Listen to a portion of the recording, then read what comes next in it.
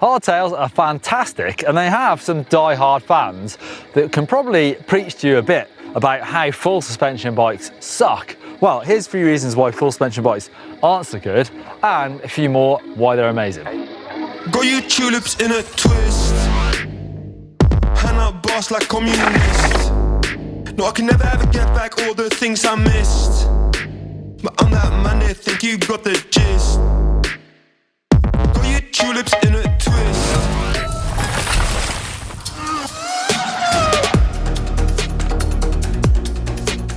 Well, full suspension bikes aren't as efficient as hardtails.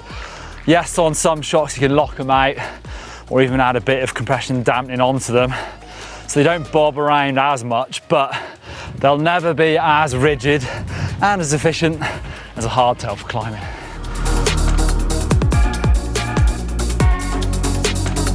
Full suspension bikes will require way more frequent servicing than a hardtail as well, because obviously you've got pivots that are running on bearings. If you live anywhere like the UK, if you're riding them heavily in winter, then they will get worn out much quicker than if you're riding somewhere like this in Spain. But occasionally you're going to have to swap out these bearings, and if you do it yourself, it's a bit of a time-consuming job, costs a little bit, but if you're taking your bike to the shop, then those costs can add up as well. Don't forget that your shock as well will need some servicing. Check their websites for how often, but I would bear in mind that probably once a year you're going to want to get this shock serviced, and that's going to add up in price as well. Now the biggie, they are more expensive than hardtails because obviously the extra parts, you've got a rear shock, you've got pivots, you've got extra bits. Compared to the equivalent hardtail with similar spec, they are more expensive, and you're gonna have to spend more money to look after it because things like bearings are replaceable, shock needs servicing, so they're more expensive than hardtails. They are a bit harder to clean than a hardtail. Well, you know when your bike is brand new and everything's shiny, there's not a speck of dust on it? Well, once you've ridden a full suspension bike, it's really hard to get it back like that.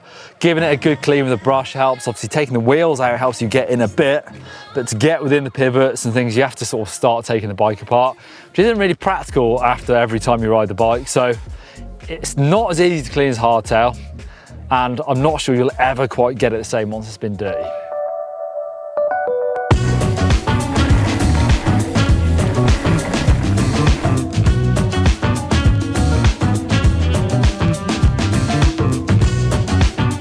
And now for the reasons that full suspension bikes are awesome, starting with number one, because they're fast.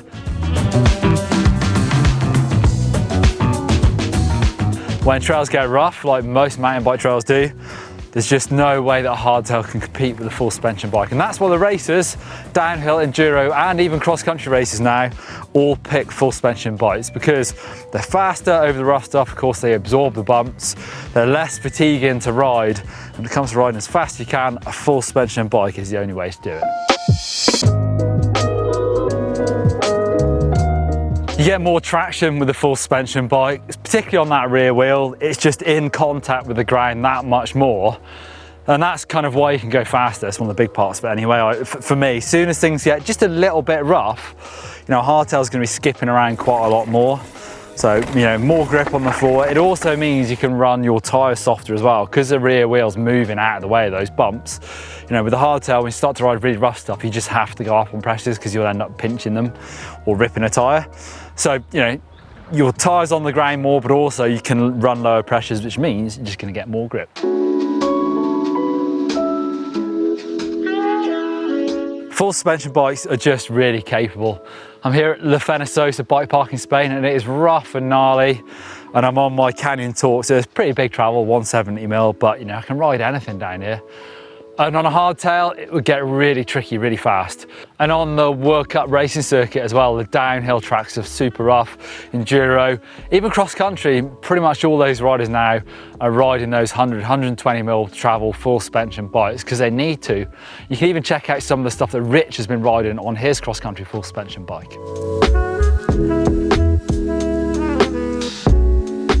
Cross country, down country, trail, enduro, downhill, gravel bikes, fat bikes, there is a full suspension bike for everybody to suit the type of riding you do and the terrain that you ride on.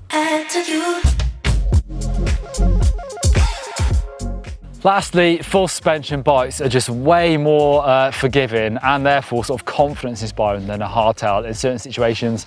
Things like learning how to jump if you're casing jumps, try new gaps, having poor line choice and smashing through rough stuff. They're just gonna let you get away with it way more than a hardtail, and also your bike's gonna last longer. You know, if you get bad line choice in a rocky section of hardtail, you will rip tyres or even break back wheels. So that is a really good reason to choose a full suspension bike for riding more technical stuff. Hey, I love a full suspension bike, absolutely love it. One thing they're not as good at is actually riding pump tracks at hardtail, but let me know what you prefer down below and I'll do a few laps with the locked out shock.